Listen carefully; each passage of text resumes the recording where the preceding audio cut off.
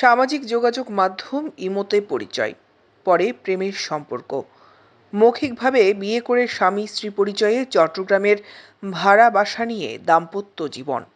৬ মাসের মাথায় অন্যত্র পরকীয়া প্রেমের সন্দেহে প্রেমিকাকে শ্বাসরোধে হত্যা করল প্রেমিক। শুরুতে পুলিশের কাছেও অজানা ছিল পুরো ঘটনা। জানা ছিল না প্রেমিক প্রেমিকার পরিচয়। পাশের দোকানের একটি ক্যাশ মেমোর সূত্র ধরে ঘটনার আসল উদ্ঘাটন করে ডিবি বন্দর ও পশ্চিম। পরে গ্রেফতার করা হয় অভিযুক্ত প্রেমিক ইব্রাহিম হাওলাদারকে। শনাক্ত করা হয় ভিকটিম টুম্পা আক্তারের পরিচয়ও। আমরা তখন ম্যানুয়ালি কাজ শুরু করি যে কিছু না কিছু তো পাওয়া যেতে পারে। তো খুঁজতে খুঁজতে খুঁজতে খুঁজতে একটা দোকানে একটা ক্যাশ মেমো পাওয়া গেল 2024 সালের সেপ্টেম্বর মাসের একটা ক্যাশ মেমো পাওয়া যায়। তাও আবার ওই দোকানের মালিক চেঞ্জ হয়ে গেছে, যে এই দোকানের তো পুরাতন তালিকাটা নিয়ে যখন আমরা কাজ শুরু করলাম, কিন্তু নাম মালিক বলতে পারে না, স্পেসিফিক নাম বলতে পারে না। তালিকাটা নিয়ে কাজ শুরু করলাম। কাজ শুরু করার পরে এক জায়গায় উনি তখন মেমোরাইজ করে যে হ্যাঁ মনে হয় এইটাই। তো ওইটাই যখন এই সার্চ করলাম এই তালিকাটার একটা মোবাইল নাম্বারের, তখন দেখলাম যে একটা ছবি আসে, আর কি ট্রু কালার একটা ছবি আসে, এবং ছবি এবং ওই সিসি ক্যামেরার ছবি মোটামুটি একটা মিলে যায়।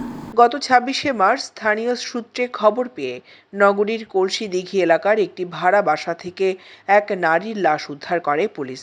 পরে ঘটনার রহস্য বের করতে কাজ শুরু করে ডিবি। বাড়ির মালিকের কাছে প্রেমিক প্রেমিকার সঠিক তথ্য না থাকায় ঘটনা তদন্তে বেগ পেতে হয় প্রশাসনকে। পরে বিভিন্ন কৌশল অবলম্বন করে রহস্য উদ্ঘাটনে সফল হয় ডিবি। বাগেরহাটের উদ্দেশ্যে চিরাং থেকে রওনা দিয়ে গাড়ি চলে গেছে যাত্রাবাড়ি। পরে আমরা শ্যামপুর থানার মোবাইল পার্টির সহযোগিতা নিয়ে ওনাদেরকে অনুরোধ করি।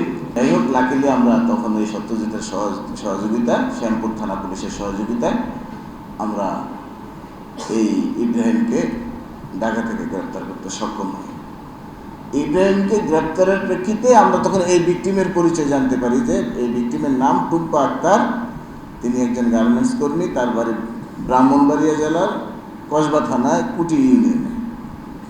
তো এর আগে পর্যন্ত কেউ এই ভিকটিমের পরিচয়, নাম, মোবাইল নাম্বার কেউ কিছু জানতো না।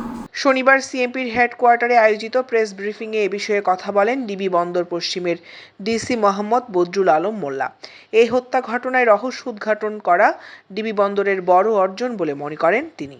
সন্দেহজনক ব্যক্তিকে জিজ্ঞাসাবাদ করার প্রেক্ষিতে আমরা যেটা জানতে পারি যে এই ভদ্রমহিলা যখন তার কর্মস্থলে যেতেন তখন মোবাইল নিয়ে যেতে দিতেন না।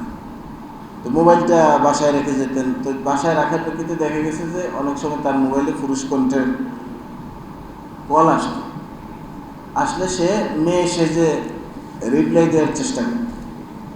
তো তখন দেখা গেছে যে তার সন্দেহ হয় যে তার স্ত্রী, কথিত স্ত্রী আরও কয়েকজনের সাথে সম্পর্ক থাকতে পারে বলে সে সন্দেহ করে। তাহলে এই সন্দেহের প্রেক্ষিতে তাদের মধ্যে মানসিক দূরত্ব তৈরি হয়। তো ঘটনার দিন এরকম এই বিষয়টা নিয়ে তাদের দুজনের মধ্যে তর্ক হয়, কথাবার্তায় তর্ক বিতর্ক হয়। তর্ক বিতর্কের এক পর্যায়ে সে তাদের মাথার কাছে যে সেলফ আছে, সেলফের কাছে একটা রশি ছিল, রশি দিয়ে জাস্ট পেছনে 2 পেজ দিয়ে শ্বাসরোধ করে সে নিজেই এই ইব্রাহিম এই টুম্পা আক্তারকে হত্যা করে। তখন বাচ্চারা পাশের বেডে তাদের বাসায় ঘুমানো ছিল। তো কিছুক্ষণ পর মেরে যখন উপর করে শোয়াই রাখে, তার কিছুক্ষণ পরেই বাচ্চারা ঘুম থেকে উঠে যাওয়ার প্রেক্ষিতে এই বাচ্চাটাকে তখন একজন মহিলার কাছে দিয়ে সে ঘটনাস্থল থেকে পলায়নের চেষ্টা করে। পরবর্তীতে টুম্পার ভাই ব্রাহ্মণবাড়িয়া থেকে আসে। আমরা ডিবি পশ্চিম বিভাগের প্রায় 14-15 ঘন্টার একটানা কাজ করার প্রেক্ষিতে যখন এই সফলতা পাওয়া যায়, তখন তাদের পরিবারকে খবর দেওয়া হয়। তার বড় ভাই এসে বন্দর থানায় বাদী হয়ে হত্যা মামলা দেয়। দৈনিক আজাদী।